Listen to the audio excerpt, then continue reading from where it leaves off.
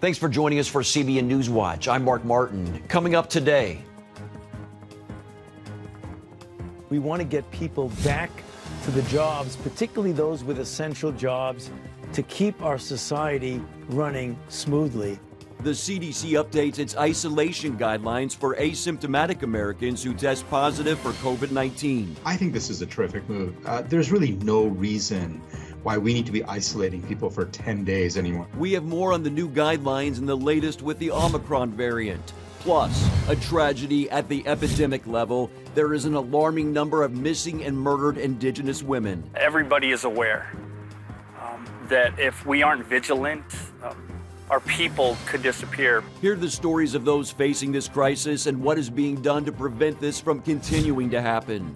And they said he would never walk or talk, but he is doing that and more. Watch the heartwarming story of Cornell Cranham. All these stories and more are next. This is CBN NewsWatch. We begin this half hour with a big change from the Centers for Disease Control on how long some people with COVID should stay in quarantine, a move that will let people get back to work faster. George Thomas has more in our top story. The CDC says asymptomatic COVID patients should now isolate for 5 days instead of the previous 10-day quarantine.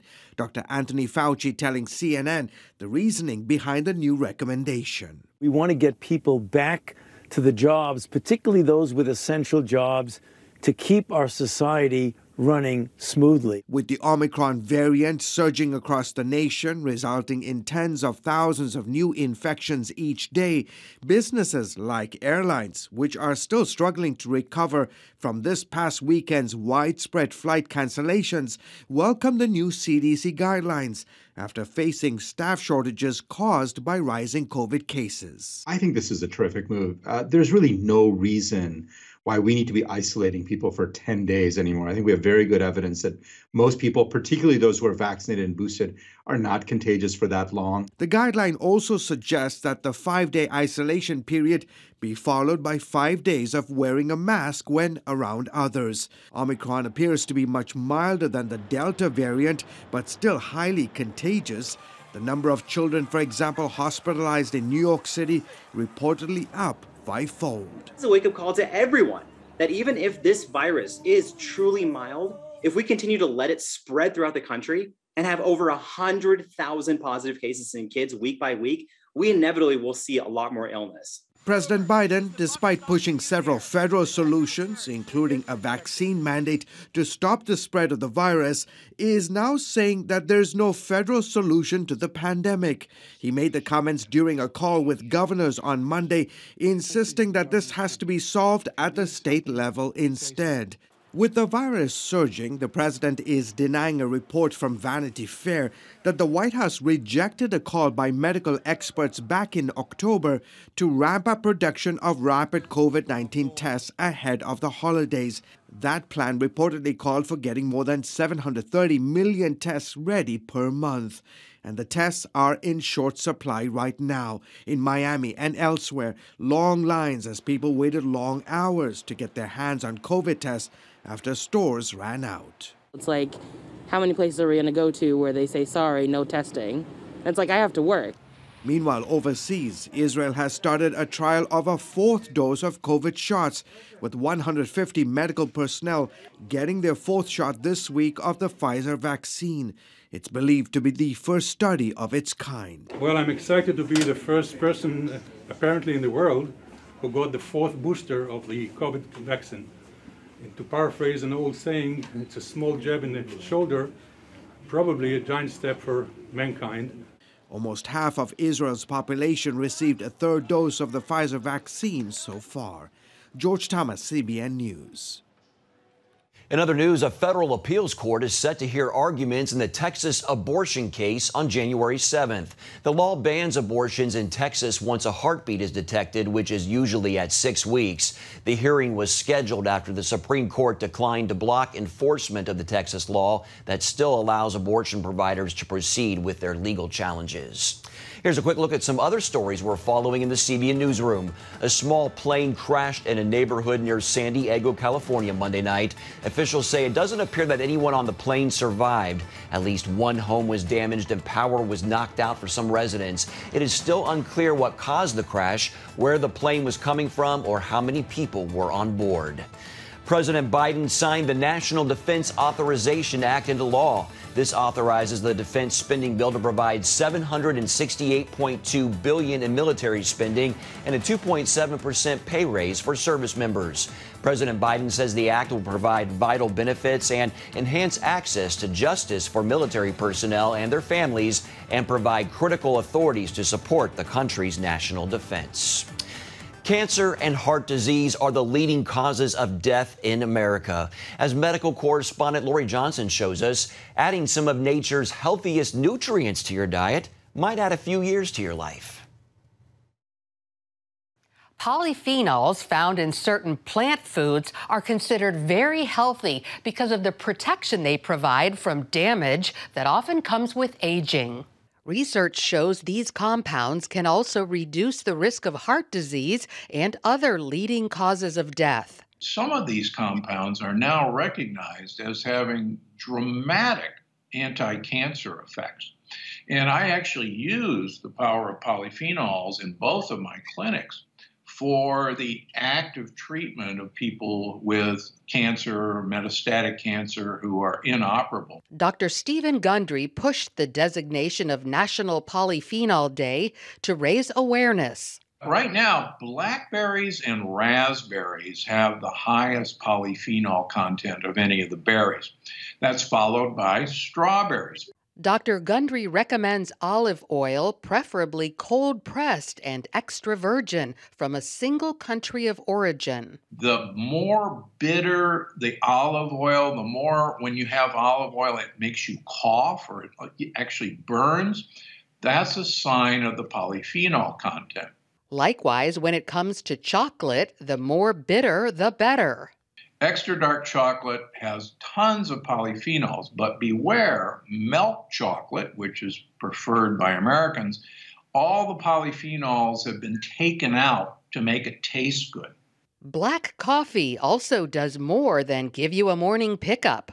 Fascinating study shows that people who drink 5 or more cups of coffee per day have a very low incidence of Alzheimer's or Parkinson's. And it turns out it's the polyphenols that have that benefit. Some teas also score high. And it really doesn't matter whether it's green tea or black tea, but herbal teas aren't loaded with polyphenols. Dr. Gundry recommends using spices liberally because most of them, even ordinary black pepper, can help.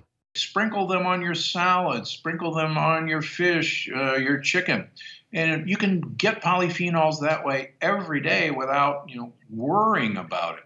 By increasing the number of polyphenols we consume in foods and beverages, spices, and supplements, research shows we can lower our risk of disease. Lori Johnson, CBN News. You can catch more health stories such as this by watching Healthy Living with Lori Johnson on the CBN News Channel.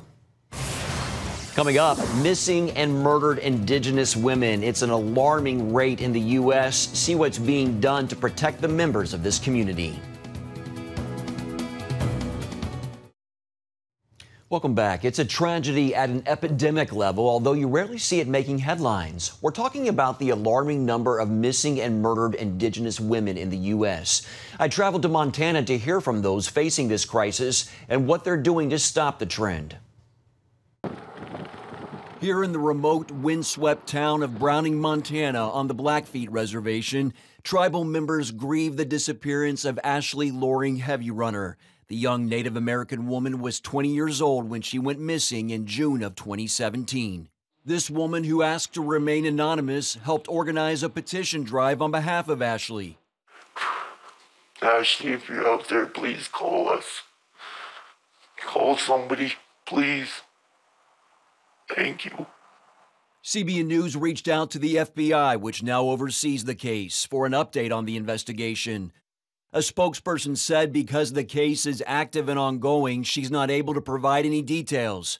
Tragically, Ashley's case is just one of many in a crisis known as MMIP. which stands for Missing and Murdered Indigenous Persons. Really, a day doesn't go by that I don't think about Jermaine Charlo. Missoula Police Detective Guy Baker is assigned to Charlo's disappearance. Do you believe that Jermaine Charlo is still alive? No. Why is that? Because, like I said, her pattern of life was deviated on that early morning hours of June 16, 2018, and no one's heard from her. So she had 2 little boys that I don't think she would have walked away from.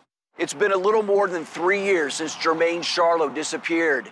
23 years old at the time, the young mother is a member of the Confederated Salish and Kootenai tribes. She has now become a prominent face in the missing and murdered Indigenous persons epidemic.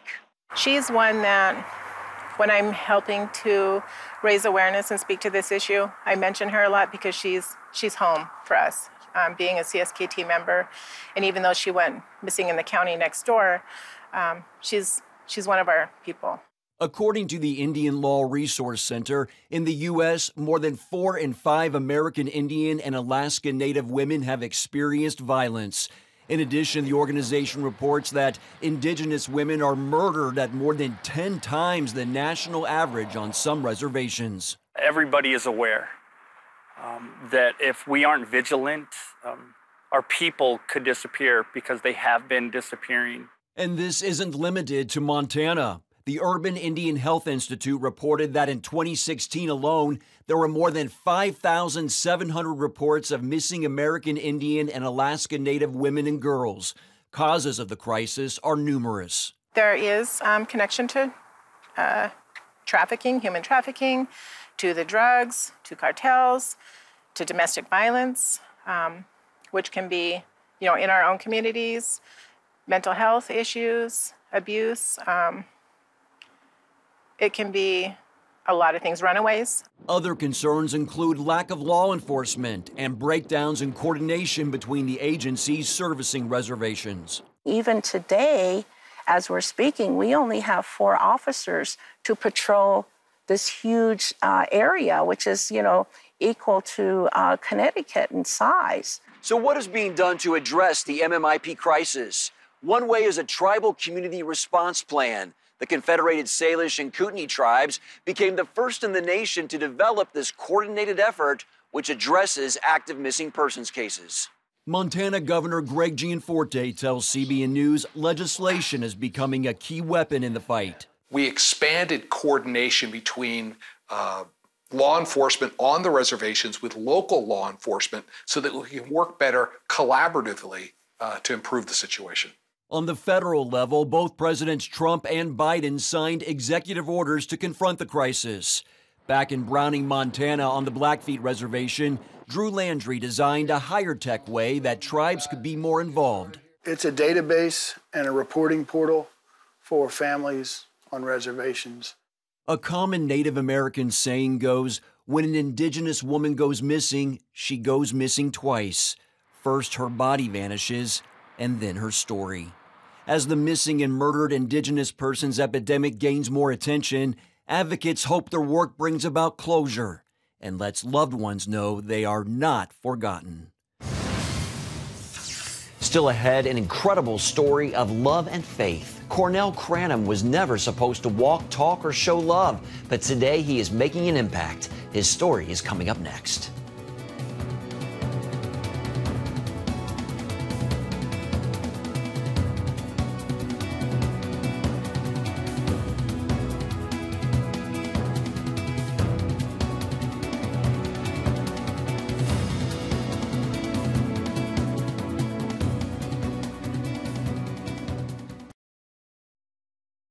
Get the top political news and analysis from Washington on Faith Nation, tonight at 6 Eastern, only on the CBN News Channel. Thanks for staying with Newswatch. He's a familiar sight at Virginia Tech home games. Cornell Cranham is the team's sideline assistant, and that in itself is a miracle. Cornell was born severely handicapped, and doctors said he would never walk or talk. So why did a young couple decide to adopt him? According to them, it was a God thing. Take a look at this heartwarming story. In the early 90s, John Cranham, a young dentist, and his wife Kim wanted to start a family. but were having trouble getting pregnant. Then something happened. Kim worked with sick and premature babies at a local hospital and fell in love with one of her little patients, Cornell, a victim of his mother's drug use. Kim wanted to bring Cornell home, although John wasn't there yet. And I had been to that unit. It was a very scary place to me. I did not like going over there. A lot of those kids, didn't ever leave. Miraculously, he started to take breaths over his vent one day, and then 2 days later, she found out he was now going to be moved to a home for profoundly retarded children.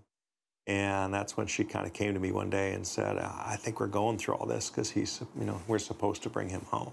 John and Kim went through extensive training to learn how to take care of Cornell and clean his trach on their own.